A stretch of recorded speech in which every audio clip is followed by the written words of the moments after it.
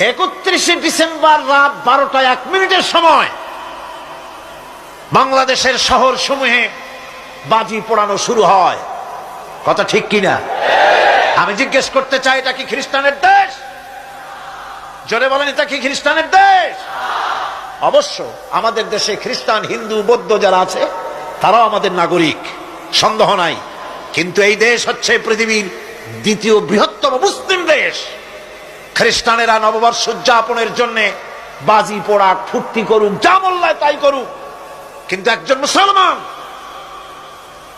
এই নববর্ষ উদযাপনের জন্য বাজি পোড়াতে পারে না, বোমা ফুটাতে পারে না, ফুর্তি করতে পারে না। কোন মানে নাই, জাস্টিফিকেশন নাই। এটা যদি করা হয় আপনি খ্রিস্টানদের গোলামি করছেন, এটাই প্রমাণিত হবে। পয়লা বৈশাখ নববর্ষ উদযাপন করা হয় আমাদের দেশে। আজ 2-4 বছর ধরে শুরু হয়েছে পয়লা বৈশাখ উদযাপন করা। পয়লা বৈশাখে সকাল বেলায় বাসন্তী রঙের শাড়ি পরে সারা রাত রাস্তায় আলপনা এঁকে রমনা লেকের পাশে গিয়ে যুবতী আর যুবকরা বাসন্তী রঙের শাড়ি পরে সূর্য উদয়ের পানে করজোড়ে সেদিকে তাকিয়ে বলে, এসো হে নববৈশাখ, স্বাগতম হে। বৈশাখও বলে, বাবাজিরা আমারে ডাকতেছো? ওয়েট এন্ড সি, অপেক্ষা করো, আসতেছি।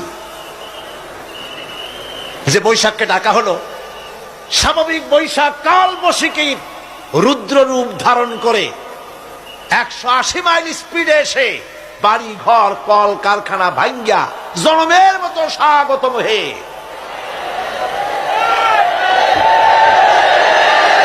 এরপর রাজনৈতিক নেতৃবৃন্দ এবং বুদ্ধিজীবী, ছাত্রছাত্রী, শিক্ষক, এক শ্রেণীর শিক্ষকবৃন্দ মঙ্গল প্রদীপ জ্বালিয়ে দিনের সূচনা করেন। কুকুরের মুখোশ, গাধার মুখোশ, কুমিরের মুখোশ পরে মিছিল করেন।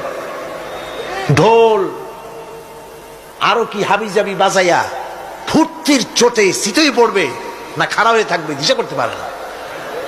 ঠিক কিনা কন? আমি জিজ্ঞেস করি, পয়লা বৈশাখের সাথে উদযাপন, নববর্ষ উদযাপনের সাথে মুখোশ পরার সম্পর্ক কি? গরু আর গাধার শূকরের মুখোশ পরে আপনি কি বুঝাতে চান যে নতুন বছরটা জাতির সাথে গাধার মতো ব্যবহার করবেন অথবা কুকুরের মতো? নাউযুবিল্লাহি মিন যালিক। মুসলমানদের জন্য জায়েজ নাই, হারাম হারাম।